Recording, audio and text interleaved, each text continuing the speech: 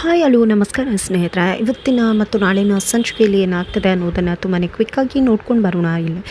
ಇಲ್ಲಿ ತಾಂಡವ ಪರವಾಗಿ ತನ್ವಿ ಮತ್ತು ಸುನಂದ್ ಅವರು ಇದ್ದಾರೆ. ಅದೇ ರೀತಿ ತಾಂಡವನ ಮನೆಯಿಂದ ಓಡಿಸ್ಬೇಕು ಅಂತ ತನ್ವಿ ಮತ್ತು ಕುಸುಮ ಅವರು ರೆಡಿ ಆಗಿದ್ದಾರೆ. ಈ ಕಡೆ ಭಾಗ್ಯ ಅವ್ರು ಬಂದು ಆದಿ ಹತ್ರ ಕ್ಷಮೆ ಕೇಳ್ತಾರೆ. ನಮ್ಮಿಂದಾಗಿ ನಿಮಗೆ ತುಂಬ ಪ್ರಾಬ್ಲಮ್ಸ್ ಆಗ್ತಿದೆ ಅಂತ. ಬಟ್ ಆದಿ ಮಾತ್ರ ಇದು ನಮ್ಮನೆ ಪ್ರಾಬ್ಲಮ್ಸ್ ಏನು, ನನಗೆ ಬೇರೆಯವ್ರದ್ದಲ್ಲ, ನನ್ನದೇ ಪ್ರಾಬ್ಲಮ್, ನಾನು ಸಾರ್ಟ್ ಔಟ್ ಮಾಡಬೇಕಾಗಿರೋದು ನನ್ನ ಕರ್ತವ್ಯ ಅಂತ ಹೇಳಿ ಮನೆಯಿಂದ ಹೊರಡ್ತಾರೆ.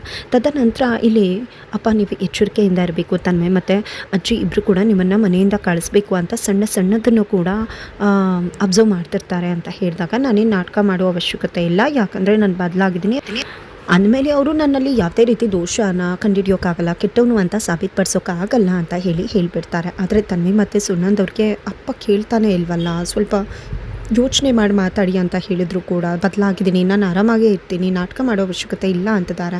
ಸಣ್ಣ ಪುಟ್ಟದನ್ನು ಕಂಡುಹಿಡಿದ್ಬಿಟ್ರೆ ಏನು ಮಾಡೋದು ಅಂತ ತನ್ವಿ ಮತ್ತು ಸುನಂದ್ ಅವ್ರಿಗೆ ಚಿಂತೆ ಆಗಿದೆ.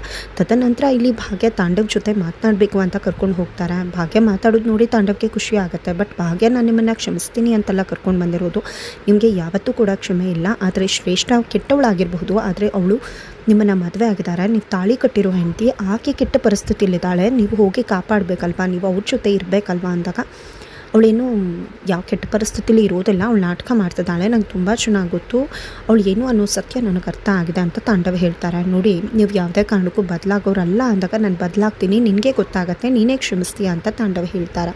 ಸರಿ ಆಯಿತು ಬಿಡಿ, ನೋಡೋಣ ಇನ್ನೊಂದು ವಾರದಲ್ಲಿ ಅಟ್ಲೀಸ್ಟ್ ತನ್ವಿ ನಿಮ್ಮ ಮೇಲೆ ನಂಬಿಕೆ ಇಟ್ಟಿದ್ದಾಳೆ, ಅದನ್ನು ಕೂಡ ಕಳ್ಕೊಂಡು ಈ ಮನೆಯಿಂದ ಹೊರಡ್ತೀರಾ ನೀವು ಅಂತ ಹೇಳಿ ಭಾಗ್ಯ ಹೊರಟುಬಿಡ್ತಾರೆ.